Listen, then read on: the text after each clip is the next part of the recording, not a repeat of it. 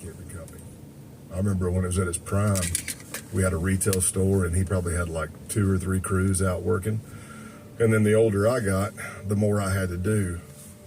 So people think, oh, you're spoiled because it's your dad's company. Listen, he would leave, and I'm out there on a construction site with a bunch of grown men pouring whiskey in their coffee in the morning and smoking filterless cigarettes. I figured at a very early age I had to outwork them, so that way there wouldn't be any, oh, your daddy's little boy kind of thing out here. And I would. They'd be taking a cigarette break, and I'm like, come on, that's enough. Let's go. Let's work. It was the 80s. You know, when movies like The Breakfast Club came out, and high schools tended to have well-defined social groups. I could flow around. I mean, I've always been a people person. What was it like? Like, did you hang out with the jocks? Did you have a certain clique? That's the Canadian, clique. Is that how you guys say it up there? You don't say clique? It's a clique here. Yeah.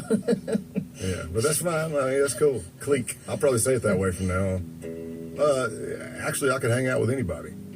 We had a smoking area in high school. I could go down there and hang out. I mean, I wasn't like a smoker, but my pack might last me a week and a half, you know. But I could go in there and hang out. The stoners, weed, I could hang out with those people. I was a jock, weightlifting, playing ball, and I was a musician and a singer. So kind of jack of all trades, master of none. At one point, I even made it in the Beta Club because I had good grades. The Beta Club is for high academic achievers. Its motto is developing the leaders of tomorrow. But the stereotype of what a Beta Club kid looks like wasn't exactly Scott. I had the traditional 80s mullet, but not the shaved on the side, shaved on the top, you know, party in the back mullet, but just full hair, you know, like some Farrah Fawcett bangs. I showed you a picture. I've seen the pictures. You know, yeah. I know you like that look, but it is god-awful. Ah, come on. I was rocking that. I was rocking it. I grew up in the 80s, too. Big eyebrows and shoulder pads. It really wasn't a good-looking decade. And Scott, he didn't just have a mullet. He also wore sleeveless shirts, fingerless weightlifting gloves, and a spiked leather bracelet. He was a big kid with an attitude to match. But it was back in high school that Scott first got a taste of undercover work. And it all began at the Greenville East Side High School Talent Show, where Scott and his band played Van Halen's Hot for Teacher. The chorus is, I got it bad, I got it bad, I got it bad. I'm hot for teacher.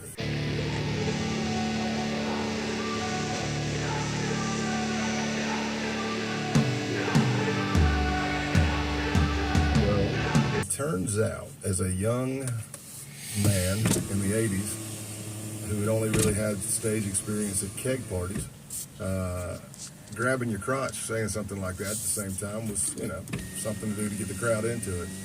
And I really didn't realize, because I was inexperienced, how many times I was grabbing my crotch at the talent show. And this isn't a keg party. This is families coming to see their kids do karate moves, or families coming to see their kids play the violin. And here we are as a rock band, and I'm grabbing my crotch in front of everybody.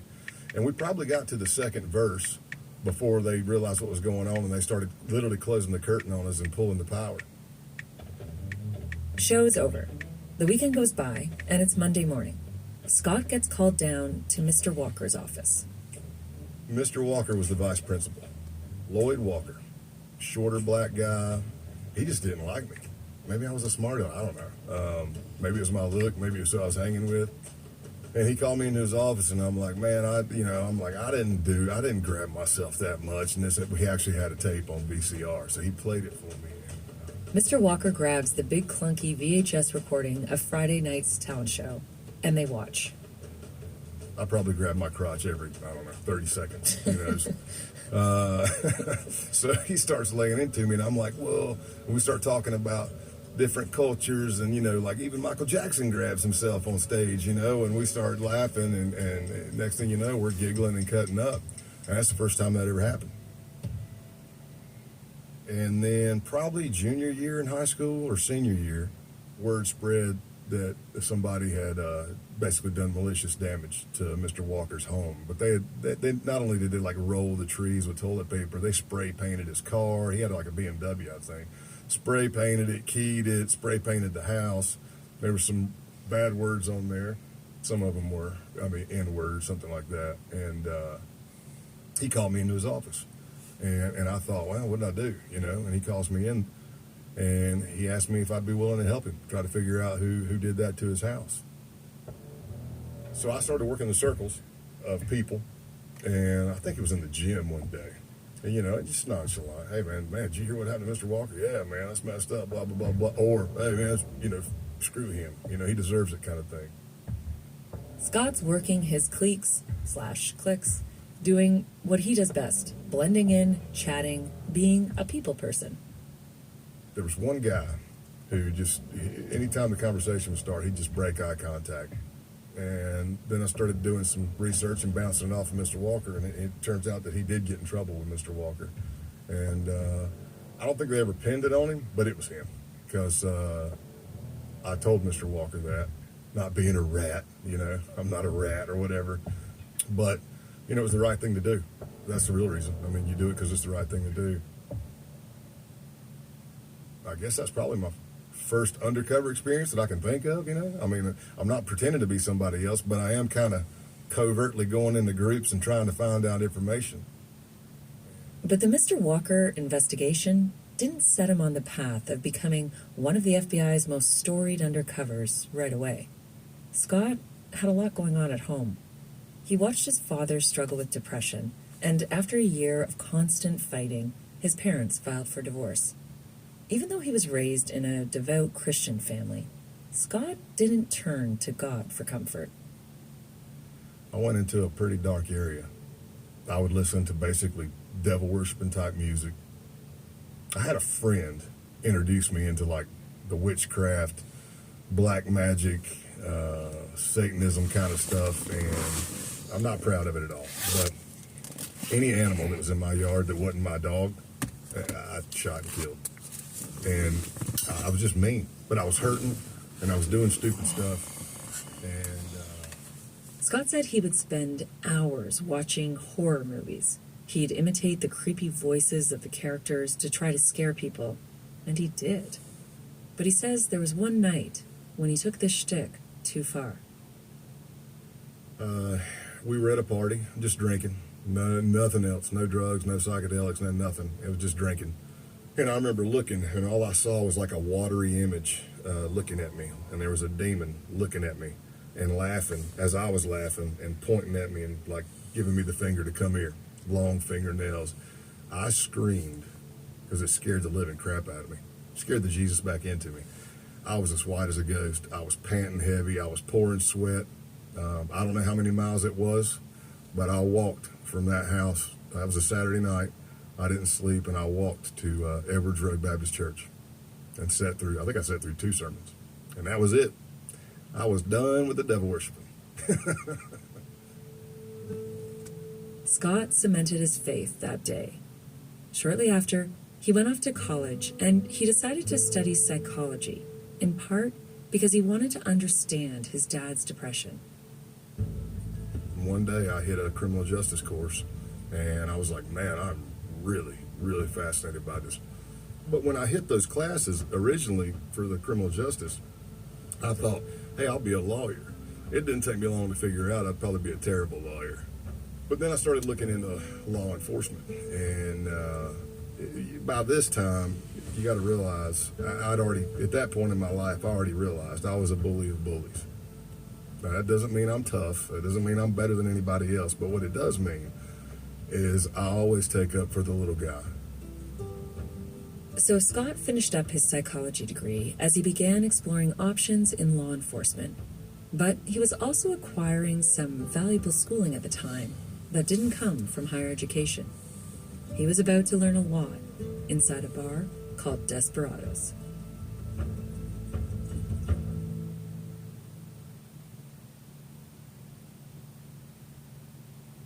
In the fall of 2001, while Americans were still grappling with the horror of September 11th, envelopes started showing up at media outlets and government buildings, filled with a white, lethal powder, anthrax. But what's strange is if you ask people now what happened with that story, almost no one knows. It's like the whole thing just disappeared. who mailed those letters? Do you know? From Wolf Entertainment, USG Audio, and CBC Podcasts, this is Aftermath, the hunt for the anthrax killer. Available now. It was an event center / bar. Joe Ferris is one of Scott's closest friends. They both played football in college, and they were roommates. Scott was paying for his tuition by bouncing at a country bar named Desperados. Joe worked there with him. And, of course, anytime you're at a place like that and, there's people consuming alcohol.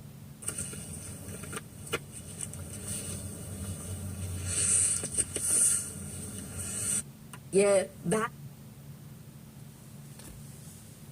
There's going to be fights and that you got to break up. You got to fight people to get them outside the bar, to get them usually into the custody of Charleston County Sheriff's Office, because usually the manager or somebody would call the sheriff's office when you had a big fight or something. And I think, obviously to be a bouncer, you need to have physical strength, but what other kind of skills do you need to have? And in particular, what kind of skills did Scott have when he was working there? One of the big skills, just being able to talk to somebody, being able to convince, especially in bouncing, convince someone that is drunk to maybe do something they don't want to do, like leave the club or, leave this person alone or whatever it is, just, where you don't have to just go up and fight every time. So just being able to talk to somebody is huge. Scott says that's how he learned what he likes to call his verbal judo. So, if you've only got 2 bouncers for a whole bar, and there's 2 to 3 parties of bachelor parties, and they got 10 to 15 people in each, what are you going to do if they all break bad? You got to start learning how to talk. You got to start learning how to be a people person, at least in my mind, and that's what I did. When he graduated from college, it took a while to get a policing job, so he kept bouncing. His first chance at law enforcement came in 1993 when he started working for the Greenville County Sheriff's Office, where that ability to talk served him well. I remember my first beat area, it went all the way up to the state line in North Carolina, so it was a mountainous region. So it's not like super busy with calls, but it was a great place to kind of learn, You'd show up out there and no backup. Your backup's probably 40 plus minutes away. And you show up and there's a dude standing there with a shotgun and, somebody's shot. And you're like, there's a dead person laying there and you're like, well, how are things going today? Okay, good. I'm Officer Payne, with the sheriff's office. Got a call on disturbance. I'm up here. Tell me what happened. Well, that's, he came in here and I shot him. All right, cool. Can you give me a statement? It was already done when you got there. From beat cop, Scott moved to vice and narcotics. This was the early 90s, 2 decades into the war on drugs. All of us agree that the gravest domestic threat facing our nation today is drugs. Our courts, our prisons, our legal system are stretched to the breaking point. In short, drugs are sapping our strength as a nation. As President George H.W. Bush promised victory, Forbes magazine named Pablo Escobar the 7th richest man in the world. On some nights, Scott's assignment would be to pose as a buyer looking for a fix. We pull up to one of these streets that's in a rough neighborhood, high drug trafficking area, and they're like, hey man, just roll down there. We got the camera already set up. We're just going to roll you through. You got $20. You're going to buy a rock, a crack rock. I'm like, I don't know, 280 pounds. I mean, I do not look like I smoke crack, right? Unless I just started. So I pull down the street and I roll up to the corner, and man, they're coming up and they're like, what you want? And I'm like, I roll down the window and I'm like, give me a 20, and I slide the $20 through the window like it's like I'm putting something in the ATM or something, or a vending machine. And the guy gives me, I don't know, a sliver of a rock. It was probably soap for all I know. Who knows? But I was so scared. I was freaking out, man. I was like, but that's how you start learning. Scott knew right away that's what he wanted to do. He was not going to stop until he became an undercover agent. I'm an adrenaline junkie. It's not like I'm jumping out of planes or jumping off of buildings, but you're an adrenaline junkie. And man, that was cool. You get that, oh man, this is awesome. But there were only so many opportunities that came through the local sheriff's office. I mean, really, how deep are you going to go deep undercover in your county if you've already been a cop, or if when you bust people as a narcotics officer, you have to go to court and testify? I mean, there's only so many ways you can shave your facial hair and grow your hair and change your clothes and change out vehicles before they just know. But during one of his shifts, he was passing the hours with this sergeant who he idolized. He looked like a bulldog. He's a former Marine, Popeye forearms with a tattoo, I'm pretty sure, of a bulldog on his forearm. If it wasn't a bulldog, it was the Marine, Semper Fi and Anchor. But he might have had both, I don't know. But he looked like a bulldog. We were on surveillance, and I was sitting with him. And at that point, my nickname was Kingpin. You're going to learn that Scott has a lot of nicknames. I'm not sure I've met anybody with as many as he says he has. He said, Kingpin, he said, if I was a young guy like you, and I was single, and I had a college degree, he said, I'd apply with the FBI. And I looked at him and I said, what are you crazy? What are you smoking? I'm like, that's ridiculous. I said, I thought the FBI just did bank robberies. He said, no, son, they do everything. So he applies, and he gets in. With his basset hound in tow, Scott packs up his 4x4 truck and heads to the FBI Academy in Quantico, Virginia. Weeks into the program, all the agents in training are assigned a stressful task. List the FBI offices where you'd like to work in order of preference. All 56 of them. You're laying in bed and you're sweating going, wait a minute. If I put Denver first, but then I start in the southeast, they may send me to Honolulu. I'd like to go to Honolulu. I've never been, but man, that's a long way from, you know what I mean? You start doing all this stuff. And I basically started in the southeast and just worked my way all the way around. So you go up there and stand in front of everybody on orders night, and you walk up, and they got the map of the United States, and they start putting pins where everybody's going. Well, out of like 52 people in my class, man, I didn't get called to like the last 5 or 10 people. So I saw some people get New Orleans, and I go, man, I had that high on my list. I saw Philly, and I go, well, that's closer than, and I'm seeing some other things. So when I stood up, I said, I'm Scott Payne. I'm from Greenville, South Carolina. I said, my number 1 pick was Denver. And I said, what do I think I'm going to get? Well, it's not looking too good for the Southern guys. And I opened it up, and it was New York City. And I said, New York City. I said, then my nickname was Big Country. I said, Big Country, going to the Big Apple.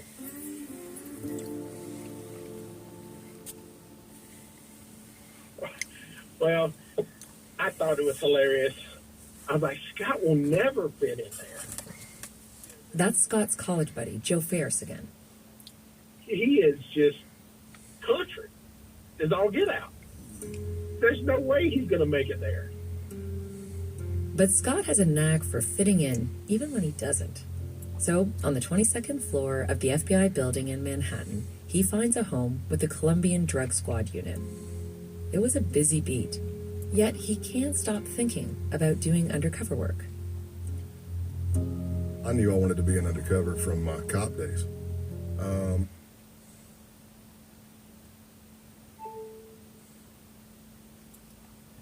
The FBI, I was like, oh, this is what they do. But to become an undercover agent with the FBI, you have to pass a rigorous certification program at their undercover school. It's not something you can just sign up for.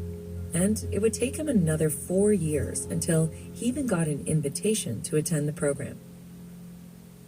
So it's extremely competitive to get into the FBI undercover program. When I joined, my wife and I joined, the FBI took 3 out of every 100 applicants. Terry Rancorn spent 21 years in the FBI, and he and his wife retired shortly before Scott in 2019. So just getting in the door, you're seeing Harvard law graduates being turned away. You're seeing people who were former Navy SEALs being turned away. So you get this feeling, it's like, wow, I'm really in the top cut here. It's like I made the NFL draft or the NBA draft. Like Scott, he was an undercover agent, And he was also an instructor at the FBI's exclusive undercover school. It's such a difficult course. I mean, you are surviving on, I think the average is about 3 hours of sleep per night for 2 weeks. And you're thrown into these scenarios where you have to think on your feet and you have to improvise. And if you screw up, it doesn't go well for you. They're very violent scenarios. You may be doing an arms deal in a hotel room and you screw up and say the wrong thing, or you forget part of your legend. Legend. That's FBI speak for your backstory, your undercover persona. And all of a sudden you're just pummeled by these big geezers that grab you and drag you into the bathroom and are literally pushing your head under the water in a bathtub. Oh, wow. These are the instructors they're doing. It sounds Yes. a little bit like hazing. Oh, and we've been accused of that. It's not hazing. It's not done like, okay, you know, this is going to happen to you. It's all done to teach lessons to keep you from dying in the real world. We've had students have teeth knocked out. We've had several students have nervous breakdowns during the school, literal nervous breakdowns. We've never killed anyone yet, but we've had people medevaced out by helicopter. Scott was actually one of my students. What were your impressions when you met him? Very impressed. I remember seeing him perform, and he had great composure. He's a big guy, so he could pull off being intimidating, but he's very charismatic. And he was able to think ahead on the chessboard rather than just react. So a lot of the common misconception about undercovers is that they're used car salesmen, they're slick talkers. And that's really not the case. They're strategists. They're playing a game of chess.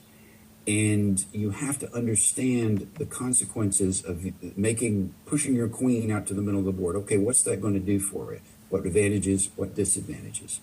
But Scott had the ability to use his size in conjunction with humor and strategic thinking to really some complex scenarios and do just a fantastic job. And Scott loved every minute of it. When I went through the school, I mean, I would be honestly, I was the last one to leave. And they were like, kid, go to bed. And I'm like, I'll get the trash. I mean, I was eating it up. I wanted as much knowledge as I could. After graduating, Scott goes back to his day job. He gets a transfer to another FBI division near the Mexican border in San Antonio, Texas. He's back doing narcotics investigations, human smuggling operations, and he's happy. But he is getting impatient. He really wants an undercover case. Well, I was looking for anything. You know, on paper, I didn't really jump out a lot. I'm a white guy with no foreign language. Southern, former cop. So what was my backstory? Well, I'm a landscaper. Well, how many cases can you do? It's not going to carry you far. You know what I mean?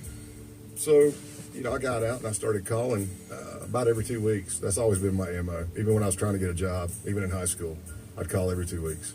And eventually they just hire you because you're persistent, is what I found.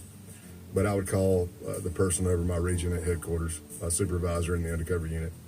And I'd say, hey, Sky, hey, what's going on, country? Hey, you got anything for any white guys with no foreign language? They'd be like, oh, man, we got 2 weeks later. Hey, you got anything for any rednecks? He doesn't get a bite, but he is asked to come back to the undercover school as a role player to get more experience. One night I might be a banker on a scenario. The next night I might be a biker. The next night I might be dressed in a suit at, something. And you roll with it. But I started getting recruited out of there. Some of my mentors, they'd be like, hey, man, would you be interested in coming to Atlanta? I didn't just come up here to role play. I came up here to kind of look for somebody and recruit. I'm like, absolutely. And that's how I started getting noticed. And finally, he gets a chance. It's for a massive biker investigation, and there's nothing Scott would love more. He seems perfect for the role.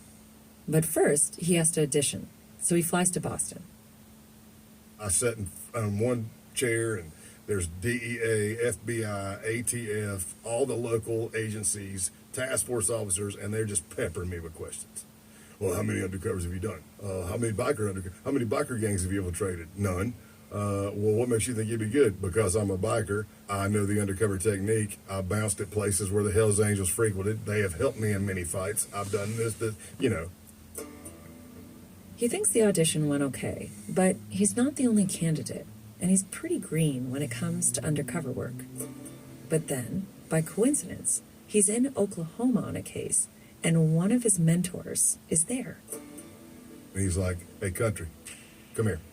I said, yes, sir. I walked in the back. He said, I just got off the phone with Mike, the undercover coordinator. And I said, oh, well, that's funny that I'm actually here when he called. And he said, yeah.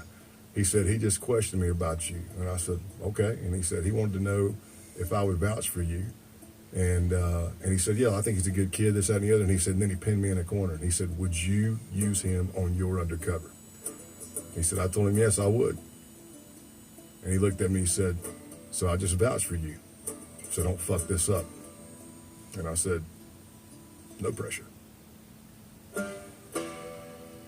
Scott gets the gig. His targets? Members of the Outlaws, one of America's most violent biker gangs and historic arch rivals of the Hells Angels. They're notoriously insular and almost impossible to infiltrate.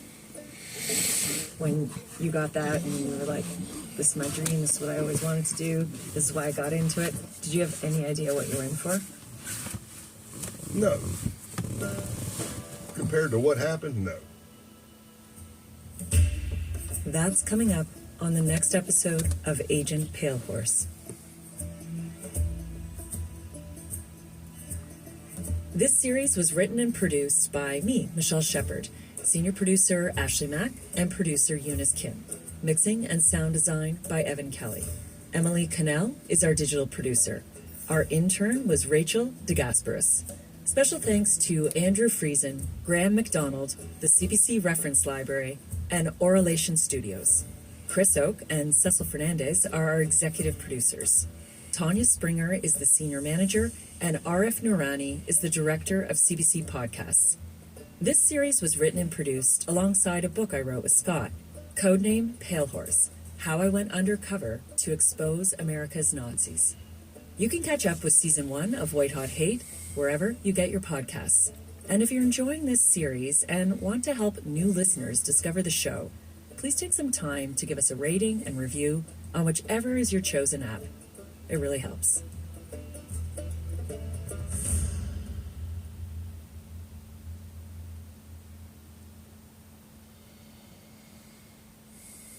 For more CBC podcasts, go to cbc.ca/podcasts. After they were yelled at, insulted, and threatened. Aggression and violence against workers causes harm. Don't cross the line. A message from WorkSafe Victoria.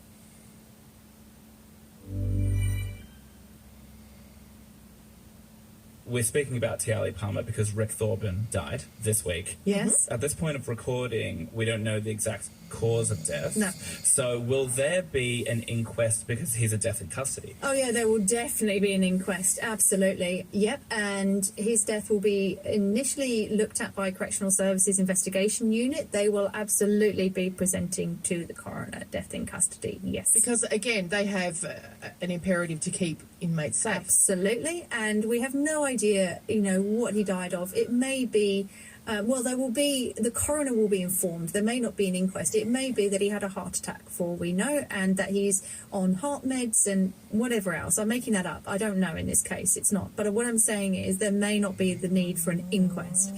If when the Correctional Services Investigation Unit come back and suggest that, there may, and again, I'm not saying in this case, but if they were to say that, he was harmed by another inmate, or even if he, injured himself somehow, if there was something preventable about it, then that may go forward to an inquest. But ultimately, we just have to wait and see what the pathologist says and what information comes to light from the Correctional Services Investigation Unit, because they will be compelled to investigate. It's happened in one of the facilities. They have to investigate that death. But I don't know whether there'll be an inquest or not. It depends what the findings are. Sometimes coronial inquests don't give the results that the family wants. In terms of, sometimes they don't give any results, do they? Sometimes we go through this entire process and at the end the coroner still says, I don't know. Or there are a couple of persons of interest, but, you know, how does that happen? I know that's a broad question, but, you know, we know that in criminal court cases, they tend not to go to court unless they've got a pretty solid case, unless they... Okay. We hope so. All right. We hope so. How can we go through a whole inquest? Why do we start an inquest if we may come out with nothing? Well, obviously, the coroner will decide when they're ready to go forward to inquest. When they've got all of the information they feel is available at the time, they will take it forward. They may not get answers. I mean, that's what they're looking for, but especially in a long-term missing persons case, for example, all they may be able to determine is have the police done everything they can to trace any proof of life. So, you know, they've looked at all of the records that could indicate that person's, you know, alive. Bank, telephone, whatever. They've spoken to witnesses. You know, they've done everything to determine what could have happened, and so the coroner will have to look at that, because remember, other legal processes are tied up to this. For example, settling the estates, people who are married, you know, what do they do if their loved one's been missing for 10 years and they assume they died, but they're in limbo? So there may be evidence that something did happen to them, and the coroner needs to look at that to give them legal finality.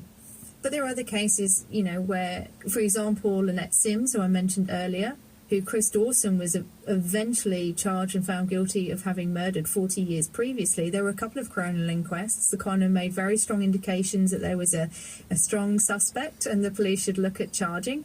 Didn't happen for decades. There were a couple of inquests in that case. But it was ruled that she was likely deceased and died shortly, I think, after she actually vanished. So they give some kind of legal finality around it, but you couldn't possibly say without a body how they died, exactly when they died, and even if you have a body, you can't necessarily say exactly when they died and who was responsible, because much of the information is missing. So in the case of a missing person, if the coroner says that the person is deceased, are they legally deceased? Is that the moment that the family can get on with all of that stuff? Yep, legally deceased, and they can start to kind of move forward and settle estate. Imagine before that, it's just like, well, are they just... I mean, people go missing every day, but the vast majority are found safe and well. But for the long term, which is somebody who's been missing 3 or more months, then how does the family legally move forward? You know, if you're stuck in a home, how do you sell the home when somebody has been missing for years? There's so much that the coroner's court is responsible for. I think we only really read about them when it's a, you know, Lynette Sims kind of case where we feel like it's moved something forward, or it's explained something, but they don't always.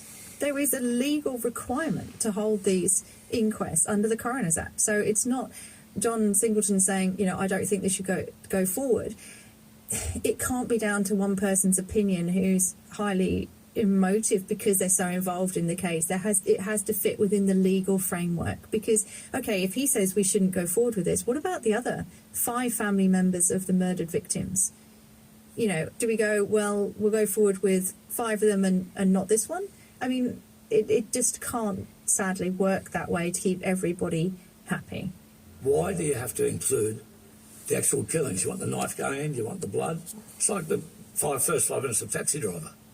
To live through, again, the macabre footage of them all being stabbed and dying. That is absolutely unwanted in this case. I don't mean to kick him while he's down, but this is a man who's very used to calling the shots too. So I think the lack of control is really devistating for him. Yeah, that he can't. I think so, and I think that's probably why he was given a voice on 60 Minutes. None of the other families were, you know, it's not normal to have a 60-minute story by somebody commenting on whether they think a coronial inquest should go ahead or not. This is a very influential, wealthy individual. But he's certainly not the first person I've heard express this. No, but that's, again, because I think people just don't understand the purpose. And it's not just about those families. Obviously, those families are really important and the victims are really important, but it's the forward projection, because they can make recommendations which can put weight on governments to make change around, you know, maybe legal change, policy change, institutional change, whatever it happens to be. I'd imagine there's a civil implication too to inquests, is there? Like, for example, hypothetically, Could a family take legal action against the shopping centre? Could they suggest there wasn't enough security there? And if you wanted to do that, would a coroner's report be involved? It could certainly help. So imagine a coroner has said, you know, and I'm not saying in the Bondi stabbings at all, that was Westfield, but if they said, you know, had there been adequate security, you know, this is less likely to have happened. So a recommendation is they have a certain number of security guards at certain times or whatever it is, or CCTV. If they make a recommendation, that's certainly something that could be influential in a civil matter later on. But really here, it is about I don't think it's anything to do with the shopping centre, because they actually responded very well. I mean, they've obviously got policies and practices in place to protect the shoppers. I mean, they all went into the shops, doors went down, you know, they did protect the shoppers as much as possible. And I think the police officer behaved amazingly in this circumstance to go in there on their own and to deal with this as they did. I think I'm really glad they got recognised for their bravery in their actions on that day. But yeah, it's going to come down to those mental health provisions. That's my feeling. That's what the recommendations will be around, increasing service provision in the community, which we all know is a problem. So, you know, we're kind of shouting into the void, but the more shouts, hopefully the echoes will eventually land, right? Are suicides automatically investigated by the coroner? Yeah, suicides would need to go to the coroner as well. Yeah. So even if you're, as a family member, you can't prevent that from happening, you can't say it's... No, and nor should you be able to prevent that from happening. Imagine a situation where it's a staged suicide. Yeah, I know there are those, but I'm thinking in a situation where you know that your loved one has taken their own lives, you can't evade the process. Definitely not. Deaths have to be reported to the coroner, but they won't investigate all of them. So, for example, if somebody's died in hospital, you know, they may have had an ongoing health conditions and they get pneumonia while they're in hospital. They've been treated by the medics. You know, the coroner will look at all of that and they won't hold an inquest. There's no need to hold an inquest. They will look at what is already available and sign it off. So not everything goes forward to a full inquest. No, the vast majority don't, do they? The vast majority are findings without inquests. Because they're straightforward. The coroner can clearly see there's, you know, nothing suspicious. There's no recommendations that are going to be made in that instance. You know, somebody is very unwell.